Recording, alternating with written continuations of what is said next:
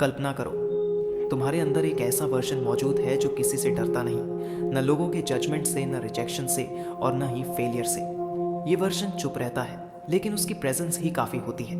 लोग उसे समझ नहीं पाते, लेकिन धीरे धीरे उसकी रिस्पेक्ट करना उनकी मजबूरी बन जाती है, क्योंकि कुछ लोगों में एक अलग ही किस्म की एनर्जी होती है। शोर नहीं करती, लेकिन कमरे में आते ही महसूस हो जाती है।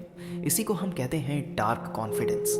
ये वह कॉन्फिडेंस नहीं है जो मोटिवेशनल वीडियोस में दिखाया जाता है, जहां लोग जोर जोर से बोलते हैं, खुद को प्रूव करते हैं और हर किसी को इम्प्रेस करने की कोशिश करते हैं। डार्क कॉन्फिडेंस बिल्कुल उल्टा होता है। ये तब पैदा होता है जब इंसान बहुत कुछ देख चुका होता है, जब उसने रिजेक्शन भी देखा हो, बिट्रेयल भी और अकेलापन भी, और फिर एक दिन उसे समझ आ जाता है, मुझे किसी की अप्रूवल की ज़रूरत नहीं।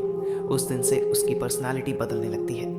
अक्सर आपने नोटिस किया होगा, जो लोग सबसे ज़्यादा कॉन्फिडेंट होते हैं वो सबसे कम बोलते हैं। उनकी साइलेंस में भी एक सर्टेनिटी होती है, जैसे उन्हें पहले से पता हो कि सामने वाला क्या सोच रहा है और क्या छिपा रहा है।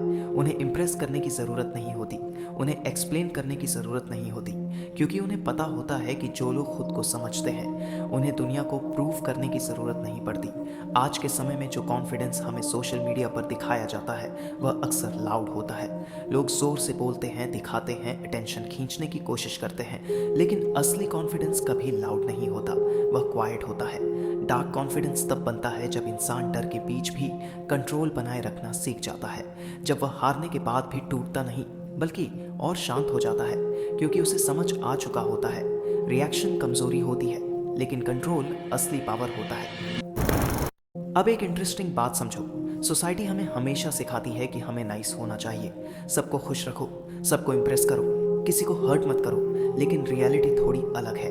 बहुत बार जो लोग हमेशा नाइस बने रहते हैं, दुनिया उन्हें सीरियसली लेना बंद कर देती है, क्योंकि जो इंसान हर समय प्रूव करने में लगा रहता है वह धीरे धीरे दूसरों के लिए सिर्फ एक टूल बन जाता है। लेकिन डार्क कॉन्फिडेंस वहीं से शुरू होती है, जब तुम्हें समझ आता है कि दुनिया एक तरह का गेम है और इस गेम में दो तरह के लोग होते हैं, कुछ लोग पॉन होते हैं और कुछ लोग प्लेयर। पॉन हमेशा दूसरों की मूव्स पर रिएक्ट करता है, लेकिन प्लेयर खुद मूव्स बनाता है। वह शांत रहता है, ऑब्जर्व करता है और सही समय पर मूव करता है। अगर तुमने कभी कुछ पावरफुल कैरेक्टर्स को ऑब्जर्व किया हो तो तुमने नोटिस किया होगा कि उनमें एक चीज़ कॉमन होती है, वे लोग लाउड नहीं होते, वे काम होते हैं, पोलाइट होते हैं, लेकिन अंदर से बहुत डेंजरस होते हैं। उनकी सबसे बड़ी ताकत होती है उनका माइंड। जब कोई इंसान अंदर से डेंजरस हो और बाहर से इनोसेंट दिखे तो उसका इम्पैक्ट बहुत पावरफुल हो जाता है। अब सवाल आता है, क्या तुम में भी डार्क कॉन्फिडेंस के साइंस हैं? कुछ संकेत ऐसे होते हैं जो बताते हैं कि तुम पहले से ही इस बात पर हो। पहला साइन है अनकंफर्टेबल साइलेंस। कभी कभी ऐसा होता है कि तुम कमरे में एंटर करते हो और लोग थोड़ा अनकंफर्टेबल महसूस करने लगते हैं, क्योंकि तुम बहुत ऑब्जर्व करते हो, तुम हर बात पर रिएक्ट नहीं करते, और ये चीज़ लोगों को कंफ्यूज करती है। लोग अक्सर उस इंसान से ज़्यादा डरते हैं जो चुप रहता है, क्योंकि उन्हें समझ नहीं आता कि वह क्या सोच रहा है। दूसरा साइन है इमोशनल कंट्रोल। अगर कोई तुम्हें इंसल्ट करता है, इग्नोर करता है या डिसरिस्पेक्ट करता है तो तुम तुरंत रिएक्ट नहीं करते, तुम चुप रहते हो। कभी कभी सिर्फ एक हल्की सी स्माइल देते हो और सिचुएशन को ऑब्जर्व करते हो, क्योंकि तुम्हें पता होता है कि हर रिएक्शन ज़रूरी नहीं होता।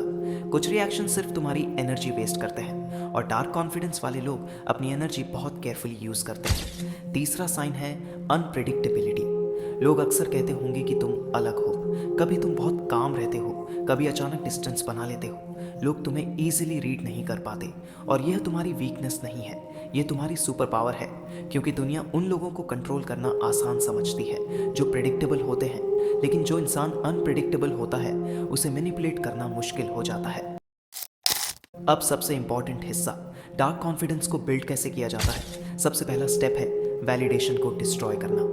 जब तक तुम्हें लोगों की अप्रूवल की ज़रूरत रहेगी तब तक तुम्हारी पावर उनके हाथ में रहेगी, लेकिन जिस दिन तुमने डिसाइड कर लिया कि मुझे किसी को इम्प्रेस नहीं करना, उस दिन तुम्हारी पर्सनैलिटी बदलने लगती है। दूसरा स्टेप है साइलेंस की पावर। जितना ज़्यादा तुम बोलते हो उतना ज़्यादा तुम अपने कार्ड्स रिवील कर देते हो, लेकिन जब तुम कम बोलते हो लोग तुम्हें समझने की कोशिश करते रहते हैं, और इसी कन्फ्यूजन में तुम्हारी पावर बढ़ती है। तीसरा स्टेप है इमोशनल डिसिप्लिन। इसका मतलब हार्टलेस बनना नहीं है, इसका मतलब है अपने इमोशंस को कंट्रोल करना, क्योंकि जो इंसान अपने इमोशंस को कंट्रोल नहीं कर सकता उसे कोई भी कंट्रोल कर सकता है, लेकिन जो इंसान काम रहता है उसे मैनिपुलेट करना लगभग इम्पॉसिबल हो जाता है। चौथा स्टेप है वॉकिंग अवे की पावर।